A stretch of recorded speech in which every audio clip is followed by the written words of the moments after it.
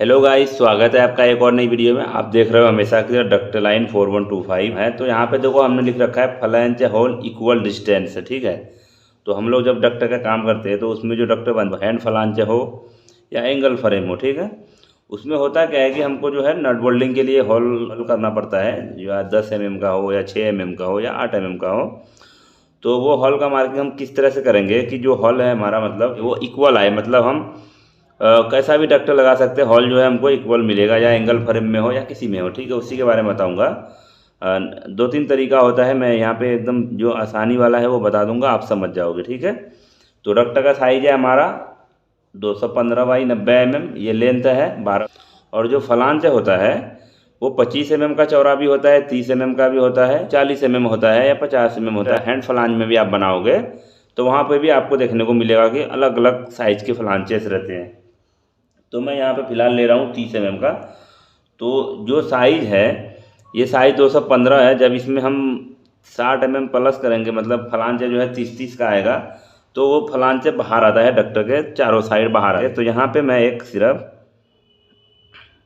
Marking करता हूँ 35 mm का, सीट राइट एंगल करने के लिए, यहाँ बुक के एंड से यहाँ तक, ठीक है। ये हो गया यहाँ से मार्किंग।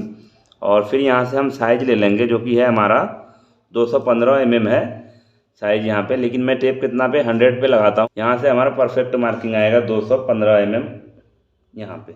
और एक मार्किंग कर लेंगे यहाँ पर 215 mm का, इस तरह से। मैंने आपको सिर्फ बताने के लिए ये साइज रखा है, ठीक है।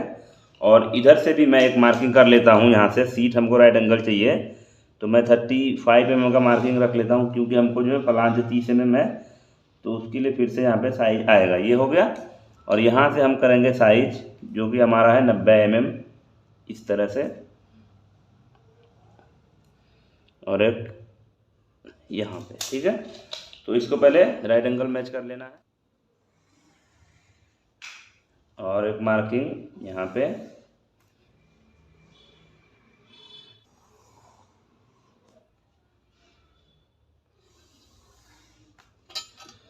तो ये हो गया हमारा 215 mm, और ये हो गया 90 mm। तो ये हमारा साइज है, मतलब डक्ट है, इस साइज का डक्ट है।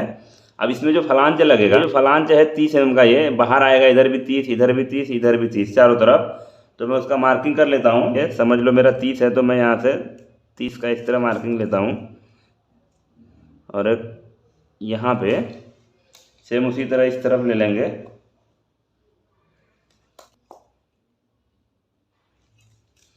फिर इधर नीचे में भी चारों साइड फलांचा आता है।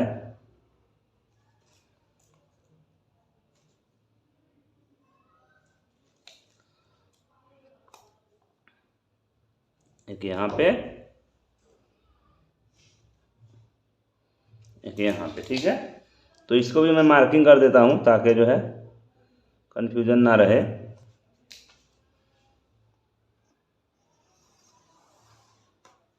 ये हो गया।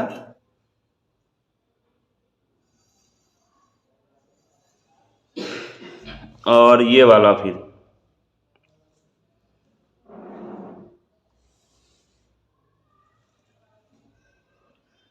और फिर ये वाला।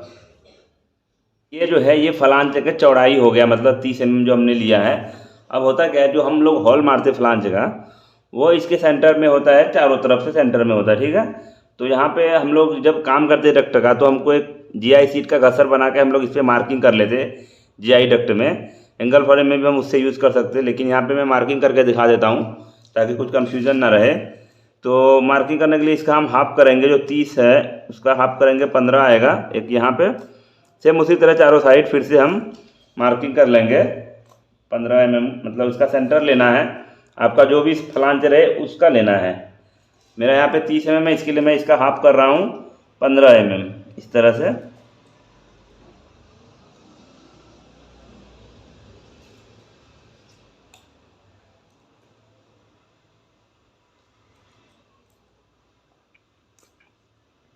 एक यहाँ पे ना, इस तरह से। मैं दूसरा पेन यूज़ कर देता हूँ, कन्फ्यूज़न ना हो आप लोग को, इसके लिए।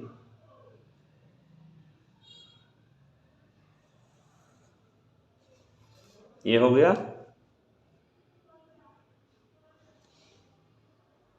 और ये होगा। ये जो है ज़्यादातर आप डक्टर का काम करोगे या दुनिया में बहुत से लोग हैं जो कुछ ना कुछ जानकारी देते रहते हैं, ठीक है। तो ये जो ग्रीन लाइन है अंदर वाली, ये डक्टर का साइज़ है। अब हमको यहाँ पे क्या करना होता है, यहाँ पे मेन काम है इसका।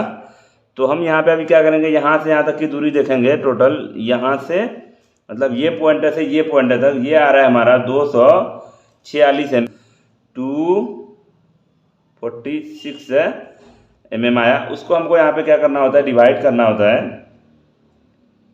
इसके साथ डिवाइड करेंगे। हमको यहाँ पे देखना है कि कितना हॉल चाहिए इस साइड होता है, मतलब कि समझ लो ये हॉल और ये हॉल के बीच में डिस्टेंस कितना चाहिए वो देखना हो। ये जो मार्किंग किया समझ लो 1 हॉल 2 हॉल 3 हॉल है, इसके बीच का डिस्टेंस कितना रखना है मतलब। तो मैं यहाँ पे समझ लो कि 4 पकड़ के चलता हूँ, 4 डिस्टेंस है। हॉल आ जाएगा टोटल 5, मतलब 4 डिस्टेंस करेंगे। देखो कितना है, 1 2 3 4 डिस्टेंस है, लेकिन हॉल कितना हो गया यहाँ से यहाँ तक 5 हो गया। तो मैं 4 डिस्टेंस करता हूँ, तो इसको मैं डिवाइड कर लेता हूँ फिलहाल 4 से, ठीक है। तो ये आएगा हमारा बराबर 61.2, ठीक है। कैलकुलेशन पे करके देखना। तो मतलब हमारा हॉल जो आएगा यहाँ पे, हॉल आएगा 5, लेकिन जो बीच के डिस्टेंस है वो आएगा 4। तो यहाँ पे मैं मार्किंग करके दिखाता हूँ आपको। ये समझ लो कितना आया, 61 आया ना। तो 61 हमारा टेप में है, यहाँ पे 161.2 है। एक मार्किंग यहाँ हो गया, और सेम उसी तरह से एक मार्किंग इधर से करेंगे, और फिर इसका 61 करोगे आप, यहाँ पे देखना। और यहाँ पे आया फिर से देखो 61 आया, देखो इस तरह से इक्वल डिस्टेंस आया ना। यहाँ पे ये आया 61। एक हॉल यहाँ पे हुआ, एक यहाँ पे हुआ। मैं इसको ये कर देता हूँ इस तरह से, 1 2 3 4 होल जो है यहाँ पे आया कितना, 5। लेकिन ये जो डिस्टेंस होता है वो देखना होता है, वो कितना आया, 1 2 3 4, ठीक है। इस तरह से इसका किया जाता है मार्किंग। तो सेम उसी तरह ऊपर में भी मार्किंग कर लें।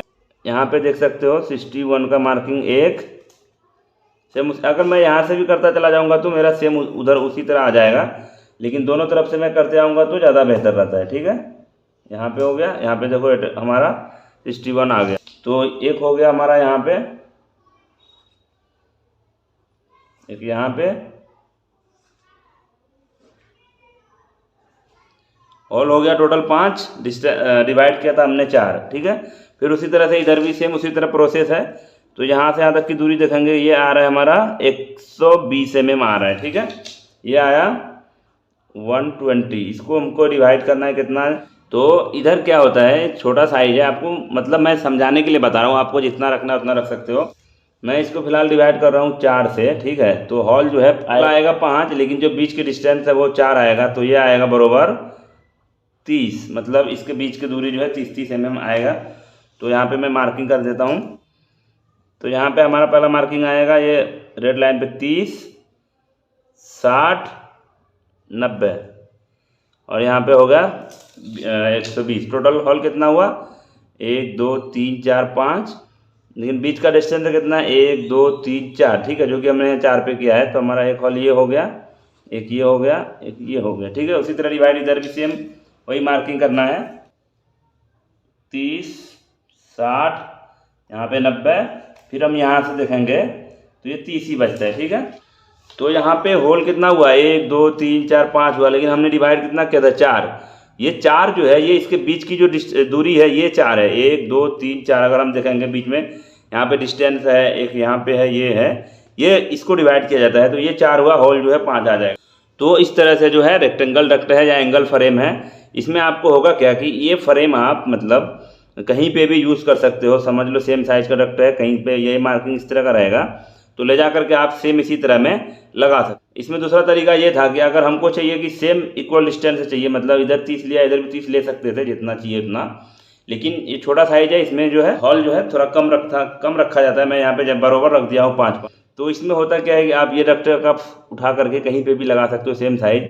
नहीं तो क्या होता है, समझ लो कि एंगल फ्रेम है, एक यहाँ पे है डक्ट है इस तरह से, और एक अगर इसी तरह दूसरा डक्ट यहाँ पे आ जाए, समझ लो ज्वाइन करने के लिए, तो इसमें जो होल होता है वो क्या होता है, डायरेक्ट हॉल से एक डायरेक्ट हॉल मारा जाता है, एक इक्वल मारा जाता है। जो इक्वल हॉल रहेगा आप कहीं पे भी लगा सकते हो, लेकिन जो डायरेक्ट हॉल मार के लाता है एंगल फ्रेम में, उसमें यहाँ पे ऐसा मार्किंग करना पड़ता है या नंबर डालना पड़ता है 1 ऐसा, या कुछ पॉइंट मारना पड़ता है कि ये फ्रेम हमको यहीं पे लगाना है। लेकिन इसमें आपको वो सब मार्किंग नहीं करना पड़ेगा, लेकिन टाइम ज़्यादा लगता है इसमें, ये भी बता देता हूँ मैं। एक टेम्पलेट बनाने में आपको टाइम जाएगा, सेम उसी टेम्पलेट से पूरा मार्किंग कर लोगे तो एंगल फ्रेम का तख्ता आप कहीं का भी कहीं पे यूज़ कर सकते हो। मतलब सेम साइज अगर है तो कोई सा भी फ्रेम कहीं पे लगा सकते हो, लेकिन जब डायरेक्ट हॉल मारा जाता है उसमें तो वो फ्रेम आप कहीं का भी कहीं पे यूज़ नहीं कर सकते हो, दोनों फ्रेम एक ही जगह आना चाहिए, ठीक है। तो इसीलिए मैं बनाया हूँ, तो उम्मीद करता हूँ मैं आपको अच्छे से समझाया हूँ।